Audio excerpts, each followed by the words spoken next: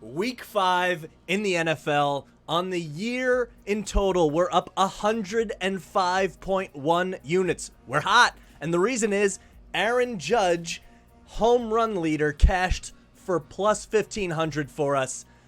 Season's over. No looking back. He crushed the competition. We profited a lot on season-long MLB bets. Still a couple Dodgers to win the World Series, a few more. Next week, we're going to do NBA season-long bets, and we will reconcile all the MLB ones in that video. So come back, but we're up 105.1 units in 2022. We're down 4.4 units in football, but I'm not worried about it. We got a good week coming. We're switching up the strategy a little bit. 11.5 units on the line this week alone. We are taking a lot of favorites. I don't love to do that. Normally a dog guy, have been all year, but this week it's ringing out to me. A lot of home teams too, so that's helpful.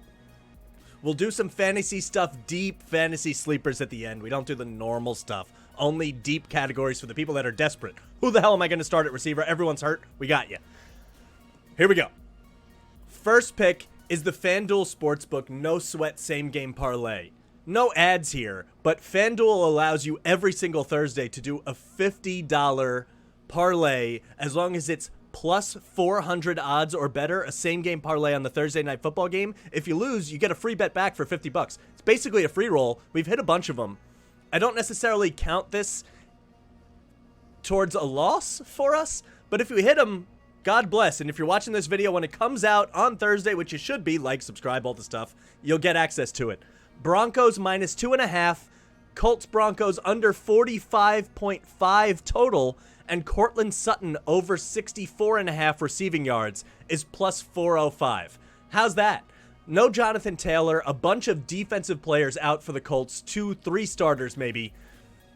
The under I still like because Thursday games are dreadful and slow, so you can see the first half going, I don't know, 10-3, it wouldn't be shocking. So to get under 45.5 isn't that crazy. I do see a later explosion from the Broncos. I think they're going to break out eventually. Russ is going to do something.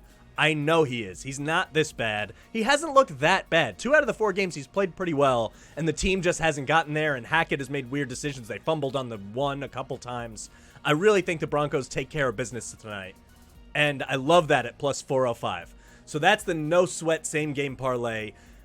The Colts are not going to be equipped to deal with Sutton, especially over the middle of the field with Leonard out of the game and one of their safeties out. I just can't imagine they're going to hold Sutton that far down. Number 1 receivers have been averaging around 75 yards against them per game, so I think we'll get there, and I think we're going to cash that one. Doesn't necessarily count towards our totals, but it's a good kickstart. Next, we are taking Broncos in a parlay. Broncos money line, though, parlayed with the Packers money line. That is the Thursday night game and the Sunday morning London game. Broncos playing the Colts, we just talked about it. Packers playing the Giants. Danny Dimes banged up, and he needs to run to be effective. Also, we're just talking about neutral field Aaron Rodgers versus Daniel Jones. If Daniel Jones can't go, it's Tyrod Taylor. He's also hurt. Last week, the Giants were running no one. They were running a wildcat throughout the fourth quarter. They won the game against the Bears. We'll talk about the Bears in a second. Worst team in the NFL. I just don't trust the Giants with an injured quarterback to go in and take care of business against the Packers. I know the Packers struggle against the Patriots, but the Patriots have a really good defense. I don't think the Giants are there yet. It's a huge spread, but if you parlay these two together, you get minus 106. So Broncos and Packers money line, 1 unit on that, minus 106. Not bad. Now we're getting into round robins. I have 2 different big round robins that I love this week. Favorites, sure, they scare me, but I think they're going to work this week. First one, 3 legs. Vikings minus 2.5 against the Bears. Bears are an auto fade for me. This line is bigger. We're taking the alternate. I like getting under 2.5 just in case it's a wonky late field goal game for the Vikings. We're still fine there. Good home field advantage. Can't imagine Justin Fields is going to go on the road and do anything. Their offensive line isn't very good. Vikings defense is middling, but will look better against a Bears offense that can't move the football. And I just think they take care of business. Eventually, Dalvin Cook is going to have a breakout game, right? Combine that with Jefferson, Thielen, should be a cakewalk. We're also going to add in the Bills minus 6.5 against the Steelers. That line is ridiculously high. 14 is a lot against a Mike Tomlin coach team, but I'm getting it down to 6.5, and I can't imagine a rookie quarterback going into Buffalo against Sean McDermott, who's a good defensive head coach and knows what he's doing. He's not going to outduel Josh Allen, and I think they win that going away. But worst case scenario, they could score a late touchdown and win it. They pile on points. They're going to score at least 30. And I think it's going to be hard for the Steelers to score 3 touchdowns in this game. I really do. They're not going to control the ball. Any mistakes by their quarterback is not going to go that well. I know Trubisky was terrible, and this might be a, I don't know about upgrade, but a side grade. But still, you just kind of, it's like the Chiefs, which we'll get to in a second. You take the Bills and you move on. The Steelers, I really believe, are terrible. They lost at home to the Jets. What are we talking about here? So Bills minus 6.5 against the Steelers is the second leg. Third leg, Chiefs money line at home against the Raiders. They do really well against the Raiders generally. It's primetime Chiefs. I love the way this Chiefs team looks. They have a chip on their shoulder. They look better than last year in some ways because you don't know where the ball is going to go. It's terrifying. Mahomes is not going to lose in primetime at home against a Raiders team that does not have an offensive line.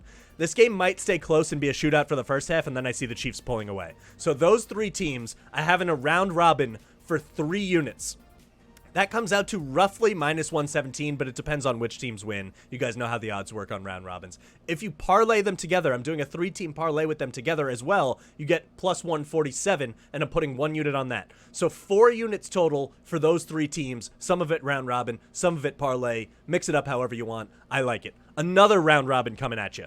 Also includes the Chiefs money line against the Raiders. So toss that one in twice. That's an anchor. Also includes the Vikings money line against the Bears. Another anchor. We are loaded up on those favorites, hoping for no upsets. I can't imagine the Bears are going to pull one on the road, and I can't imagine the Chiefs are going to drop one at home. So we have that double dipped. The third leg of this second round robin is Titans Commanders under 49.5. This game just screams 2 offenses that can't play. And the only reason we're going to lose this, potentially, would be defensive touchdowns coming off of turnovers. I don't think the Titans are good. I can't actually figure out why they are favorites on the road. I think Carson Wentz is just as good as Ryan Tannehill at this point, and the team around him is probably better. Derrick Henry looks a step slow. I just don't love offensive output in this game. So it's Vikings money line against the Bears, Titans Commanders under 49.5, Chiefs money line. Same kind of deal. The round robin, 3 units, comes out to minus 124, and then if you parlay them together, plus 128. I really like that. We're all in on the Chiefs and Vikings. Big time. We have some on the Broncos too, but those are our big plays. Now, we bump it down a little bit. Solo play, Chargers money line at the Browns. A lot of people aren't going to like this pick. Browns have looked pretty good. In the trenches, they're really strong. They run the ball really well. Nick Chubb might be the best runner in the NFL. I get it. Chargers are a little banged up. I get that too. Minus 138, Chargers money line at the Browns. The Jets beat the Browns in Cleveland. I was there. That happened. It was a fluke. It was weird, but it happened. And the truth is, I'm taking Justin Herbert against Jacoby Brissett whenever I can. Herbert looked much better last week than he did the week before. His ribs are healing, and there's at least a chance that the quarterback just has to matter at some point, right? Brissett is going to have a bad game eventually. I'm just betting against. It's the same way I feel about Geno Smith. Now, I'm not going down that rabbit hole this week because I don't know what to do with that game, but Brissett has to stumble. I watched him last year. He was terrible. He's been game managing pretty well, and with the running attack they have, you can do that. But if the Chargers put up some points and make big plays, the Browns aren't going to be able to rely on their quarterback to do the same thing. And if he makes one mistake, Derwin James could make a big play. They have guys on the defensive line that can cause pressure. Something about it, I have to take Herbert against Brissett. I just have to. If I'm getting it at minus 138, the quarterback has to matter. 1 unit on the Chargers. Another 1 unit parlay this time. Buccaneers minus 2.5 against the Falcons. When I first looked at this line, the line is 9. It seemed trappy to me, but then I realized the Bucs have faced a tough schedule. Every single game they've had has been really hard, and they've been pretty injured. They're the healthiest they have been so far. They're going to have all their weapons back. Brady is fine. Brady against Mariota, it's the same kind of thing, except this time you're getting it in Tampa Bay. This just feels like the get-right game for the Bucs. They could win this one big, but we're getting it down to 2.5 just in case their offensive line woes are a problem. And the Falcons have actually moved the ball pretty well, so I don't want to lay the 9. But Bucs minus 2.5 seems pretty good to me. I don't see a reason why a healthy Bucs team should lose this game at all. Field goal game would be disappointing, and it would still cover for us. Parlay that with Bengals Ravens over 43.5 in the Sunday Night Football game. This has shootout written all over it. The Ravens secondary is old and not great, and has gotten run over a bunch of different times.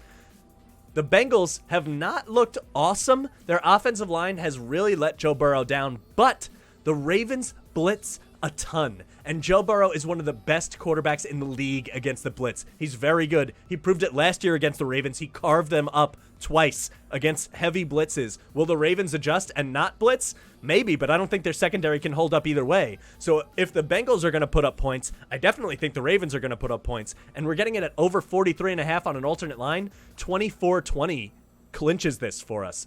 So Buccaneers minus 2.5 against the Falcons. Bengals Ravens on the Sunday night game over 43.5.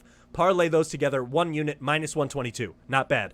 Last pick, half a unit. We're doing the underdog parlay. You got it every week.